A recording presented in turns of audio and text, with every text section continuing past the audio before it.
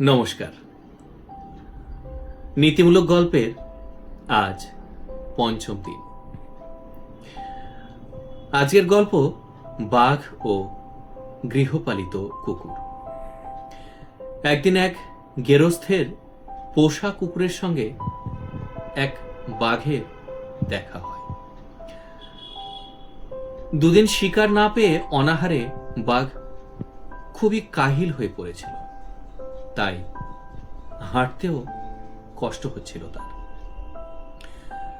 পোষা কুকুরের টকবগে তাজা চেহারা দেখে বাঘ কুকুরকে বলল, ভাই, তোমার তো দেখছি বেশ হৃষ্টপুষ্ট চেহারা, কি করে এমন হলো?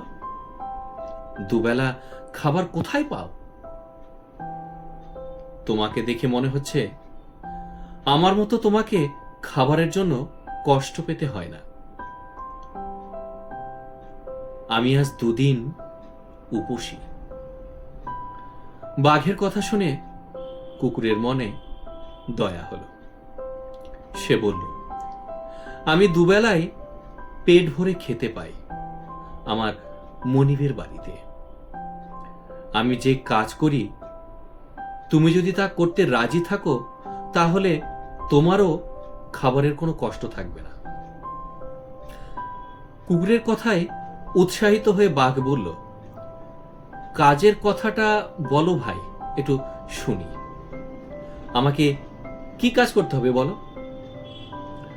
কুকুর বলল, কাজ এমন কিছু নয়, শুধু রাতের বেলা মনিবের বাড়ি পাহারা দিতে হবে।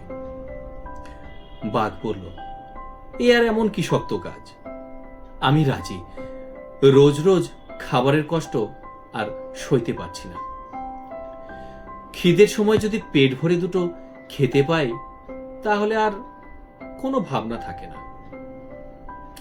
কুকুর বলল, আহা, তোমার দেখছি খুবই কষ্ট, চলো আমার সঙ্গে। প্রভুকে বললে তোমারও কাজের ব্যবস্থা হয়ে যাবে। বাঘ তখন কুকুরের সঙ্গে চলল। যেতে যেতে হঠাৎ বাঘের নজর পড়ল কুকুরের গলার দিকে। কুকুরের গলা ঘিরে একটা সাদা দাগ।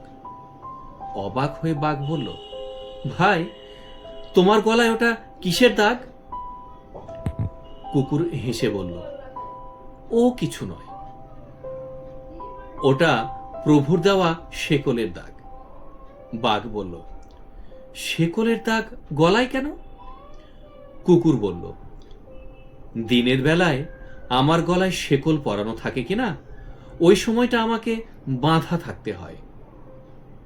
কুকুরের কথা শুনে বাঘ আঁতকে উঠল। সে হঠাৎ দাঁড়িয়ে পড়ে বলল, তোমার প্রভু তোমাকে শেকল দিয়ে বেঁধে রাখে? তাহলে দেখছি তুমি ইচ্ছে মতো যেখানে খুশি সেখানে যেতে পারো না। কুকুর হেসে বলল, শুধু তো দিনের বেলাটা, রাতে আমি যেখানে খুশি সেখানেই যেতে পারি। বাধা থাকলেই বাকি হয়। প্রভু আমার খুব যত্ন করেন, ভালো ভালো খাবার খেতে দেন, গায়ে হাত বুলিয়ে কত আদর করেন। বাঘ এবার বলল, ভাই, বড় সাংঘাতিক কথা শোনালে আমায়। ওরকম সুখ আমার সইবে না। খাবারের লোভে আমি বাঁধা পড়তে চাই না। বনের স্বাধীন জীবনই আমার কাম্য। আজকের নীতি কথা হলো যে স্বাধীনতাহীনতায় কে বাঁচিতে চায়, অর্থাৎ স্বাধীনভাবে বাঁচাটাই প্রকৃত বাঁচা। তো আজকের এই গল্প এখানেই শেষ করছি। ভালো লাগলে অবশ্যই ফেসবুক এবং ইনস্টাগ্রামে ফলো করবেন, আর ইউটিউব চ্যানেল সাবস্ক্রাইব করে আমার এই ছোট্ট প্রয়াসটিকে সাফল্যমণ্ডিত করে তুলবেন। নমস্কার।